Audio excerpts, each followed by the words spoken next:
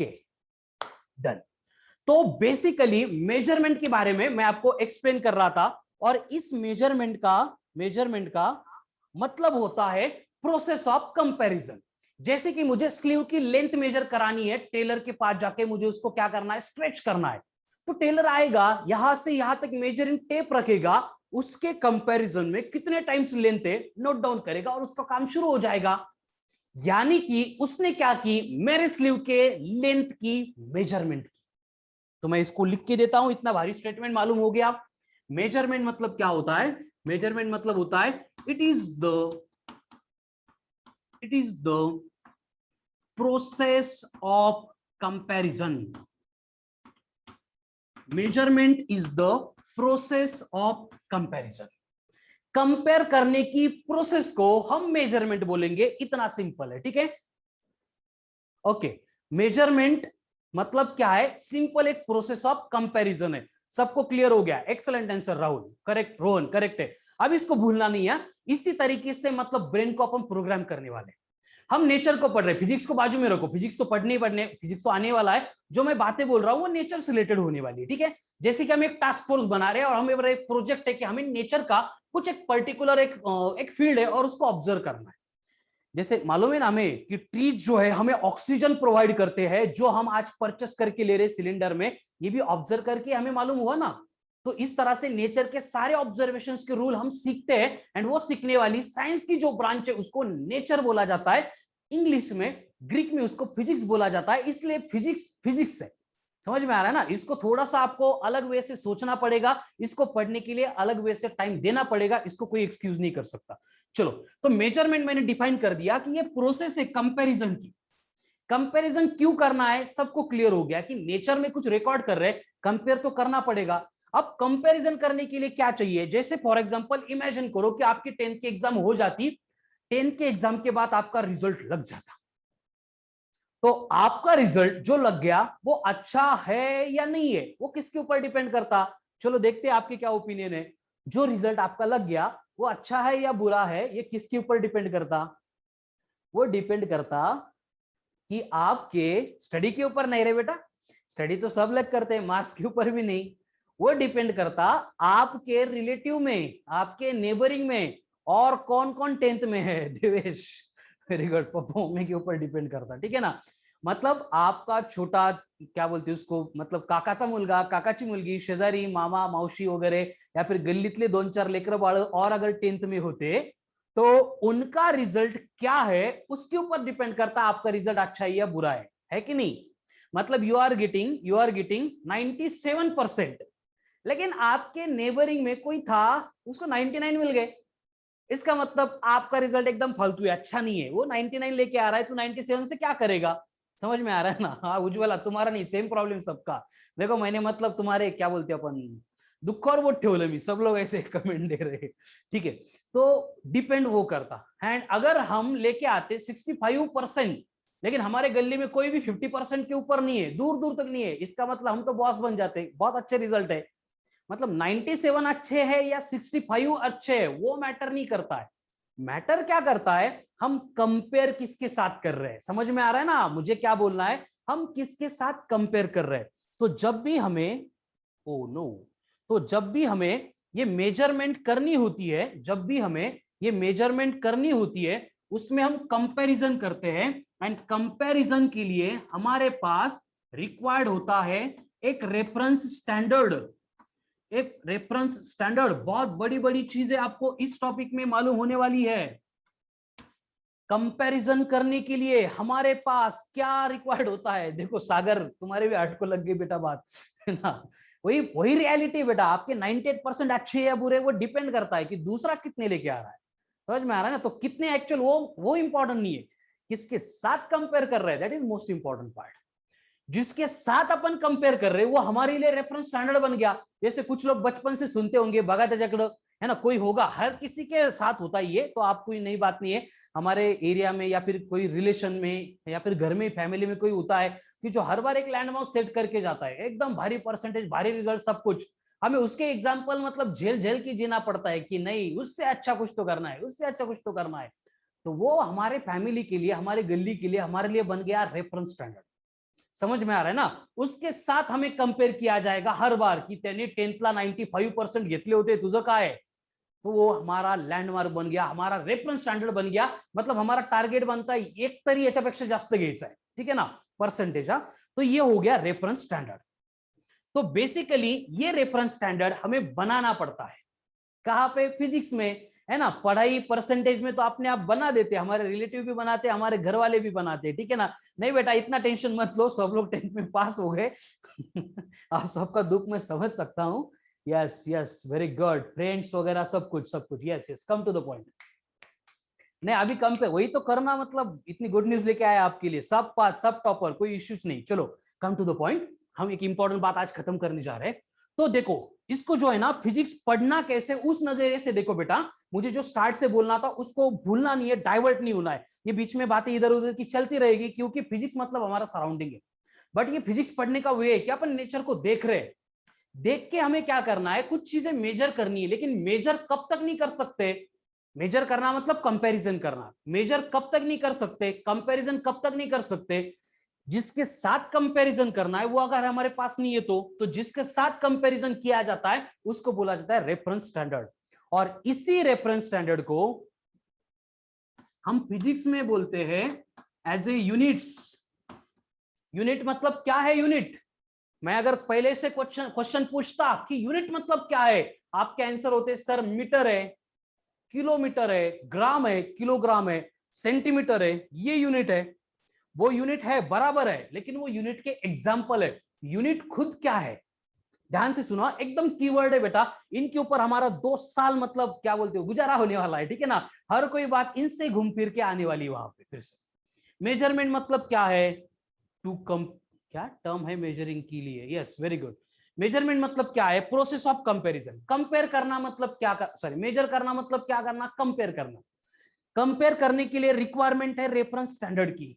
And physics में जो भी रेफरेंस स्टैंडर्ड हम यूज करते हैं उनको बोला जाता है यूनिट्स. कैसे? पहले लिख के देता हूं, फिर बाद में एक्सप्लेन करूंगा. यूनिट मतलब क्या है? Reference standard used for the process of measurement. Process of measurement. अब इसको एकदम स्क्रीनशॉट ले लो, और ये बहुत इंपॉर्टेंट वर्ड्स है. इसको मतलब लर्न तो हो गया वैसे, बाद में लर्न करने की जरूरत नहीं है. देखो दो ही वर्ड के ऊपर मैंने फोकस किया अब तक. मेजरमेंट क्या है? मेजरमेंट मतलब प्रोसेस ऑफ कंपैरिजन. कंपैरिजन करने के लिए रिक्वायरमेंट होती है रेफरेंस स्टैंडर्ड की. एंड फिजिक्स में हम जो रेफरेंस स्टैंडर्ड यूज करेंगे उसको हमने बोला है यूनिट्स. क्या यूनिट्स मतलब? Reference standard use for the process of measurement. Reference standard use for the process of measurement is called as units. तो जो टॉपिक है हमारा यूनिट्स एंड मेजरमेंट, डायमेंशंस आने वाला है, डायमेंशंस को टाइम है अभी. यूनिट्स एंड मेजरमेंट, वो थोड़ा सा मतलब आइडिया आ रही है, क्लियर हो रहा है कि यूनिट्स एंड डायमेंशंस मतलब क्या है, यूनिट्स एंड मेजरमेंट मतलब क्या है. कमॉन फास्ट, है क्लियर? दो ही पॉइंट्स क्लियर होने चाहिए इतने सारे डिस्कशन से. पहले मेजरमेंट, दूसरा यूनिट्स. पहला मेजरमेंट, दूसरा unit. Both are clear? Come on fast, चलो चलो कमेंट करो, कमॉन फास्ट. क्लियर है? Yes excellent, very good. अभी इसके ऊपर मतलब ज्यादा वर्क ही नहीं करना है. हाँ, एकदम. हाँ देखो मेजरमेंट क्लियर हो गया था. यूनिट मतलब क्या है? Reference standard used for the process of measurement. वही लिखा है कि जो हमारी मेजरमेंट की प्रोसेस थी, कंपैरिजन करना था, किसी ना किसी के साथ कंपेयर करने के लिए कोई रेफरेंस रिक्वायर्ड था, उस रेफरेंस स्टैंडर्ड को बोला गया यूनिट. एकदम simple. Very good Shubham, excellent बेटा, वेरी गुड. स्क्रीनशॉट ले लो बेटा, चलो, दैट इज मोस्ट इंपॉर्टेंट. यही तो हमारी इन्वेस्टमेंट है. लेकिन स्क्रीनशॉट लेके उसको नोटबुक में कॉपी करो, वो हेल्पफुल रहेगी. नहीं तो at the end of topic exam में वही ढूंढते फिरेंगे कौन सा स्क्रीनशॉट कहां पे. मोबाइल की मेमोरी फुल हो गई, पूरा डिलीट मार दिया, तो आप उसको मतलब फिर मिलेगा ही नहीं. तो उसको बस कॉपी कर लो. चलो ठीक है, अभी मत लिखो. हाँ अभी लिख रहे हैं तो एक्सलेंट, बहुत अच्छी बात है. लेकिन जिनको अभी लिखना पॉसिबल नहीं है, थोड़े से एफर्ट्स लो, स्क्रीनशॉट बाद में नोटबुक में कॉपी कर लो, ठीक है ना. और जैसे ये लॉकडाउन की बात खत्म होती है, मैं प्रिंटेड मॉड्यूल देने वाला हूं, फिर तो कोई इश्यू नहीं है. लेकिन तब तक ये सारी बातें हमें रिक्वायर्ड होगी. चलो, तो यूनिट हो गया, मेजरमेंट हो गया. अब बहुत धीरे धीरे हमें आगे बढ़ना है, क्योंकि ये अगर स्ट्रेटेजी क्लियर हो गई तो आप बहुत ही एंजॉय करेंगे फिजिक्स को. अब देखो सबसे इंपॉर्टेंट वर्ड के ऊपर आते हैं, दैट इज फिजिकल क्वांटिटी। जैसे मेजरमेंट क्लियर किया आपने, जैसे यूनिट्स क्लियर किया, वैसे फिजिकल क्वांटिटी को भी एकदम अच्छे से समझ लो। चलो, क्या है फिजिकल क्वांटिटी? मतलब फिजिक मतलब सराउंडिंग होता है, फिजिक मतलब सराउंडिंग होता है। तो हमारे सराउंडिंग में क्या प्रेजेंट है? बहुत कुछ प्रेजेंट है, जिसको मैं पहले भी बोल चुका हूं कि कुछ विजिबल है, दिखता है, कुछ इनविजिबल है, दिखता नहीं है, कुछ टेंजेबल है, अपन टच कर सकते हैं, कुछ इनटेंजेबल है, हम उसको टच नहीं कर सकते, पकड़ नहीं सकते, कुछ बायोटिक आहे, जन्माला येतात आणि वर जातात, कुछ अबायोटिक आहे, आले तेव्हापासून इथंच आहे। ये सारी बातें, सारी चीजें हमारे सराउंडिंग में प्रेजेंट है। हाँ, स्केलर वेक्टर भी है, वेरी गुड, ठीक है, ये सारा हमारे सराउंडिंग में प्रेजेंट है, ये सबको क्लियर हो गया। अब होता क्या है, देखो, होता यह है कि हम क्या करते हैं, ध्यान से सुनो मेरी बात, ये एक ही बार में एक्सप्लेन करने वाला हूं कि हम क्या करते हैं, हमारे सराउंडिंग में जो कुछ भी प्रेजेंट है उसको अपन फिजिकल क्वांटिटी बोलते हैं। एक क्वांटिटी मतलब डिफरेंट वे में से उसको कैटेगराइज करते हैं, सेपरेट करते हैं, डिफरेंशिएट करते हैं, तो वो हो गई क्वांटिटी। कौन सी? फिजिकल, मतलब जो हमारे सराउंडिंग में यानी अल्टीमेटली हमारे फिजिक्स में प्रेजेंट है। जैसे कि फॉर एग्जांपल, ऐसे हमारे पास बहुत सारी, मतलब हमारा रिच हेरिटेज है फिजिक्स का, एकदम बहुत सारी फिजिकल क्वांटिटी हमारे पास है। कुछ फिजिकल क्वांटिटीज जो आप पहले से पढ़ रहे हैं, मैं उनको इंट्रोड्यूस करा देता हूं। जैसे कि लेंथ है, कोई भी ऑब्जेक्ट लो, इतना छोटा सा चौक लिया मैंने, इसको भी खुद की लेंथ है। घर बनाना था, उसकी भी लेंथ थी, डोर की भी लेंथ थी, मेरी भी लेंथ है, मोबाइल की लेंथ है, कैमरे की लेंथ है, बोर्ड की लेंथ है। मतलब ये सराउंडिंग में हमारे प्रेजेंट है, तो ये बन गई हमारी फिजिकल क्वांटिटी। वेरी गुड, चलो बोलते जाओ, जितनी मालूम है बोलते जाओ। लेंथ हो गई, देन मैं चौक को हाथ में पकड़ के लिख सकता हूं, इसको निकाल के अगर मुझे टेबल हाथ में पकड़ के अगर लिखना है तो नहीं पॉसिबल, क्योंकि दोनों का क्या डिफरेंट है? मास डिफरेंट है। उसके बाद में टाइम है, जो कुछ भी होता है हमें टाइम लगा के देखना पड़ता है। मैं भी वेट करता हूँ, अरे 4 बज गए, मजा आएगा अभी, है ना, 5 बज गए, टाइम हो गया, अभी रुकना पड़ेगा, ठीक है ना। तो इस तरह से ये टाइम भी हमारे सराउंडिंग में चलता रहता है, घूमता रहता है, बदलता कैसे है, आइंस्टाइन ने एक्सप्लेन किया है पूरा तोड़ मरोड़ के, कैसे वो भी आने वाला है, लेकिन उसको टाइम है। लेंथ है, मास है, टाइम है। अभी फिलहाल जिसकी बहुत ज्यादा जरूरत होती है, दैट इज टेम्परेचर है, सांभाळावं लागतं, 100 क्रॉस नहीं होने देना है इसको। Very good. लीटर यूनिट है बेटा, Tanvisha, litre is the unit. Yes Ujjwala, temperature, very good. Charge, length, mass, time, I am getting lots of physical quantities here. चलो बोलते जाओ बेटा, बोलते जाओ, मैं रीड करूंगा जैसे टाइम मिला। लेंथ है, मास है, टाइम है, टेम्परेचर है, इलेक्ट्रिक करंट है, नंबर ऑफ है, सारी हमें इसी टॉपिक में देखनी है। ये क्या हो गई? Physical quantities. क्या ये सारी? Physical quantities. अब इनकी लिंक लगाओ। सागर करेक्ट है बेटा, करंट, श्रावण करेक्ट है, एनर्जी। हाँ, सारे मैं लिख नहीं सकता ना बोर्ड पे, इसलिए मैंने 4-5 लिखी है, आप कमेंट में लिखते जाओ, आई विल रीड इट। सुनो अब मेरी बात, ये सारी क्या हो गई? फिजिकल क्वांटिटी हो गई। ये कहां पे प्रेजेंट है? कहां पे प्रेजेंट है फिजिकल क्वांटिटी? बोलो, कमॉन फास्ट आंसर देते जाओ बेटा, पट पट पट पट। चैटिंग करते टाइम बहुत स्पीड ज्यादा है आप सब लोगों की, यहाँ पे आंसर में भी चाहिए। हाँ, ये सारी प्रेजेंट है नेचर में, मतलब हमारे सराउंडिंग में। Clear? Very good Rohan, excellent. Ujjwala clear है? यस। ये सारी क्वांटिटी जिनको मैंने फिजिकल क्वांटिटी बोला है, ये हमारे सराउंडिंग में यानी हमारे नेचर में प्रेजेंट है। और हमें नेचर को मेजर करना है, मतलब अल्टीमेटली किसको मेजर करना पड़ेगा? बोलो बोलो बोलो बोलो, चलो कमॉन फास्ट। अगर मुझे नेचर को मेजर करना है, मतलब किसको मेजर करना पड़ेगा? फिजिकल क्वांटिटी को। एक्सलेंट। अगर मुझे नेचर को मेजर करना है, मतलब मुझे फिजिकल क्वांटिटी को मेजर करना पड़ेगा। यहां तक क्लियर है सब लोग? Very good, very good. Rohan, Praneeta, Devesh, excellent, Ujjwala, great. Nature को मेजर करना है, मतलब फिजिकल क्वांटिटी को मेजर करना है। यहां तक सबको क्लियर है? अब वही बात जो 10-15 मिनट पहले बोल रहे थे कि मेजरमेंट मतलब कंपैरिजन, कंपैरिजन करना मतलब मेजर करना, मतलब ये सारी क्वांटिटी हम क्या करने वाले? मेजर करने वाले, मतलब कंपेयर करने वाले। लेकिन कंपेयर करने के लिए रिक्वायरमेंट किसकी है? बोलो, क्या रिक्वायर्ड है कंपैरिजन के लिए? Come on fast. कंपैरिजन के लिए रिक्वायरमेंट किसकी है? अरे हाँ, कंपैरिजन के लिए रिक्वायरमेंट है रेफरेंस स्टैंडर्ड की, देवेश, ऑब्जेक्ट की नहीं, रेफरेंस स्टैंडर्ड की। एंड उसी रेफरेंस स्टैंडर्ड को हमने बोला था यूनिट, इसलिए हमने डिसाइड किया है कि लेंथ का यूनिट मीटर होगा, मास का यूनिट किलोग्राम होगा, टाइम का यूनिट सेकंड होगा, टेम्परेचर का यूनिट केल्विन होगा, इलेक्ट्रिक करंट का यूनिट एम्पियर हो गया होगा। ये क्या हो गए? यूनिट्स हो गए। ये क्या थी? फिजिकल क्वांटिटीज थी। अब चारों पॉइंट्स को कंबाइन करो एक दूसरे के साथ। हम पढ़ने वाले हैं फिजिक्स बेटा। कैसे पढ़ेंगे? दूसरा कोई वे है ही नहीं, ऑब्जर्व कर करके, देख देख के, रिकॉर्ड कर करके पढ़ना है। तो हमने पढ़ने के लिए थोड़ा सिंपल बनाना था, तो हमने क्या किया, डिफरेंट डिफरेंट चीजों को डिफरेंट डिफरेंट पार्ट में कैटेगराइज कर दिया, डिफरेंशिएट कर दिया, और उसको हमने बोलना शुरू किया फिजिकल क्वांटिटीज, जैसे जैसे कि लेंथ है, मास है, टाइम है, टेम्परेचर, इलेक्ट्रिक करंट है, बाकी सारी आपने बोली वो है। तो ये सारी फिजिकल क्वांटिटी हमें मेजर करनी है, मतलब हमें कंपेयर करना है। किसके साथ कंपैरिजन करेंगे? जब तक कोई रेफरेंस नहीं होगा कंपैरिजन पॉसिबल नहीं है। जैसे अगर मेरे पास मेजरिंग डिवाइस ही नहीं है तो मैं मेरे हाथ की लेंथ थोड़ी मेजर कर सकता हूं। इसलिए हमने क्या किए, सारे फिजिकल क्वांटिटी के लिए पहले से रेफरेंस स्टैंडर्ड बना के रखे, दैट इज इनको बोला गया यूनिट्स।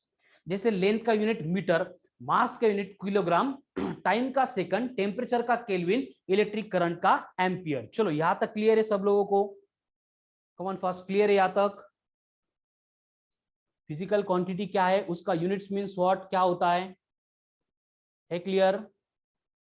नहीं, टेम्परेचर का नहीं, वो हीट का होता है, कैलोरी। चलो ये क्लियर हो गया। अब मैं थोड़ा सा आगे बढ़ता हूं। तो हुआ क्या था, देखो हिस्ट्री तो आप सबको मालूम है, पूरी डिटेल हिस्ट्री में हम जाएंगे नहीं, लेकिन बेसिकली आपको एक बात बोल दूं मैं कि जो फिजिक्स में हम पढ़ने वाले हैं ना, वो सारी चीजें मैक्सिमम उसमें यूरोपियन साइंस इंक्लूडेड है।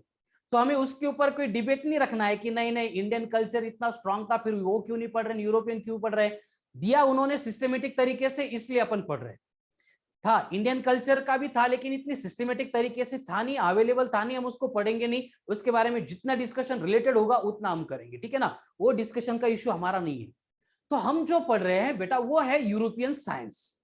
तो हुआ क्या था, आपको थोड़ी सी हिस्ट्री आपने जो पढ़ी है 7th 8th 9th 10th में, तो वहां पे आपने पढ़ा होगा कि 13th सेंचुरी से लेके 19th सेंचुरी तक, ये जो 5 to 6 सेंचुरी थी, ये पूरे यूरोपियन की कंट्रीज की एकदम क्या बोलते हैं अपन, ग्लोरियस हिस्ट्री रही है उनकी। इतनी प्रोग्रेस की उन्होंने साइंस की फील्ड में कि अपन बोल नहीं सकते, हर एक फील्ड में। और उसको अपन बेसिकली मतलब लिमिटेड रखेंगे साइंस रिलेटेड बात में। तो हुआ क्या था कि सबसे पहले ये जो यूरोपियन कंट्रीज थी वो डेवलप होती जा रही थी, और वो ऐसे एक के बाद एक, एक के बाद एक, एक के बाद एक, जैसे जैसे जरूरत थी ये फिजिकल क्वांटिटी बनाते जा रहे थे। कैसे बनाते जा रहे थे, मैं जस्ट आपको एक एग्जांपल बोलता हूं कि सबसे पहले एरिस्टोटल था, जिसने हमारा फिजिक्स का जो पहला सेक्शन है मैकेनिक्स, उसको बहुत डिटेल में बहुत अच्छी तरह से एक्सप्लेन किया गया था। और ये एरिस्टोटल के टाइम तक सिर्फ हमें डिस्प्लेसमेंट एंड वेलोसिटी इतनी क्वांटिटी मालूम थी। फिर बाद में क्या हुआ, 13th सेंचुरी में, 14th सेंचुरी में गैलीलियो गैलीली, तो अपना ग्रेविटेशन वाला, टेलीस्कोप वाला, अर्थ गोल वाला, सन रिवॉल्व होता है वाला, सर्कुलर ऑर्बिट वाला, ठीक है ना, वही गैलीलियो गैलीलियो एक्सप्लेन करता है कि वेलोसिटी भी चेंज हो रही है, और वेलोसिटी के चेंज को भी हमें रिकॉर्ड करना है। इसलिए वो खुद एक नई क्वांटिटी हमारे सामने लेके आता है जिसको एक्सेलरेशन बोला गया। बाद में उसी पार्ट के ऊपर जो गैलीलियो एक्सप्लेन कर रहा था, थोड़ा और डिटेल एनालिसिस किया जाता है बाय सर आइजैक न्यूटन। और न्यूटन वहां पे बोलता है कि किसी भी बॉडी को अगर एक्सेलरेट करना है तो वहां पे उस बॉडी के ऊपर एक्सटर्नली फोर्स अप्लाई करना पड़ता है। विदाउट एप्लीकेशन ऑफ फोर्स कोई भी एक्सेलरेट होता ही नहीं है। और न्यूटन इस तरह से force equal to mass into acceleration, ये न्यू क्वांटिटी लेके आता है। मतलब एज पर रिक्वायरमेंट हमने क्या किया, डिफरेंट डिफरेंट फिजिकल क्वांटिटी को डिराइव किया। उसके बाद में वर्क डन आ गया, देन एनर्जी आ गई, देन पावर आ गई। वॉल्यूम का यूनिट मीटर क्यूब होता है उज्ज्वला, लीटर या फिर मीटर क्यूब, लीटर भी है मीटर क्यूब भी है, दोनों भी वॉल्यूम की यूनिट। तो इस तरह से हमने क्या किया, एज पर हमारी रिक्वायरमेंट, जैसे जैसे हम नेचर को समझते गए हमने फिजिकल क्वांटिटी को बनाना शुरू कर दिया। और हर बार जैसे फिजिकल क्वांटिटी बनती थी उसके साथ फिजिकल क्वांटिटी का यूनिट भी आता था। समझ रहे आप? तो इस तरह से फिजिकल क्वांटिटी बना दी, फिर यूनिट बना दिया। लेकिन जब ये मैं बोल रहा हूं वो तब की बात है जब एक कंट्री का दूसरे कंट्री के ऊपर ना कुछ डिपेंडेंसी थी ना कुछ रिलेशन था। हमारा ग्लोबलाइजेशन हुआ है 1945 के बाद में, जब सेकंड वर्ल्ड वॉर खत्म हुआ तब। लेकिन ये जो बातें थी इनिशियल स्टेज पे ये 17th 18th सेंचुरी में थी। और यहां पे क्या हुआ था, सबसे पहले एक आदमी आया था जिसके दिमाग में ये टॉपिक में हम जो आइडिया पढ़ने वाले हैं वो सबसे पहले आ गई थी, जिसका नाम है कार्ल फ्रेडरिक गॉस। कौन है? Karl Frederick Gauss. तो ये कार्ल फ्रेडरिक गॉस जो है, I think time of, okay 3 minute रह गए तो ठीक है। तो ये जो कार्ल फ्रेडरिक गॉस था, इस कार्ल फ्रेडरिक गॉस ने सबसे पहले बोला था कि हर एक कंट्री को क्या करना है, खुद की यूनिट सिस्टम बनानी। और उसके मतलब ओपिनियन के अकॉर्डिंग यूनिट सिस्टम बन गई थी। अब कौन सी बनी थी, कैसी बनी थी, कल लेके आऊंगा। लेकिन आपको बोल देता हूं कि 3 यूनिट सिस्टम बहुत फेमस थी। एक थी FPS, दूसरी है MKS, तीसरी है CGS। ऐसे 3 सिस्टम ऑफ यूनिट्स पूरे वर्ल्ड में बहुत ज्यादा फेमस थी। अब FPS का मतलब क्या है? Very good Devesh, excellent. F का मतलब फुट, फीट। P का मतलब पाउंड, S का मतलब सेकंड। मतलब ये लेंथ, मास एंड टाइम, ये 3 फिजिकल क्वांटिटी के यूनिट्स है। यहां पे M का मतलब मीटर है, K का मतलब किलोग्राम है, S का मतलब सेकंड है, C का मतलब सेंटीमीटर है, G का मतलब ग्राम है एंड S का मतलब सेकंड है। तो इस तरह से FPS, MKS एंड CGS, इस तरह से हर एक कंट्री जो है वो खुद की यूनिट सिस्टम बनाने लगी थी। और ऐसे बनाओ ये सजेशन दिया था कार्ल फ्रेडरिक गॉस ने। अब ये गॉस कौन था? उसके लिए हिस्ट्री का हर एक पार्ट, हर एक साइंस का बुक कहीं पे भी अगर इसका नाम आ रहा है तो उससे पहले एक स्टेटमेंट ऐड करना पड़ता है, greatest mathematician of all times. इतना रिस्पेक्टेड पर्सन था। और उसने बोला था कि आप क्या करो हर एक कंट्री को कि कोई भी 3 फिजिकल क्वांटिटी ले लो और वो तीनों फिजिकल क्वांटिटी के यूनिट्स को अपनी यूनिट सिस्टम बोल दो। उस तरह से बहुत सारे कंट्रीज में अलग अलग सिस्टम डेवलप हुई थी, लेकिन जो पूरे वर्ल्ड को मालूम थी, नोन थी, वो थी ये FPS, MKS, CGS।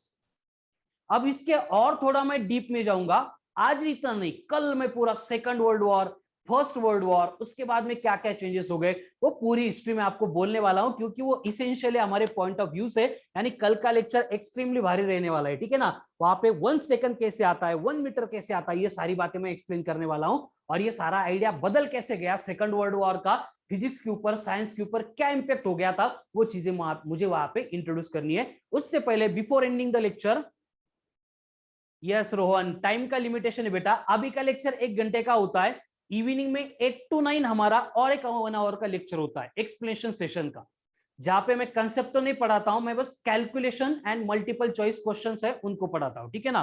तो उस लेक्चर के बारे में थोड़ी और इंफॉर्मेशन चाहिए तो मुझे इस नंबर पे कांटेक्ट करो। आई थिंक रोहन ने कांटेक्ट किया था।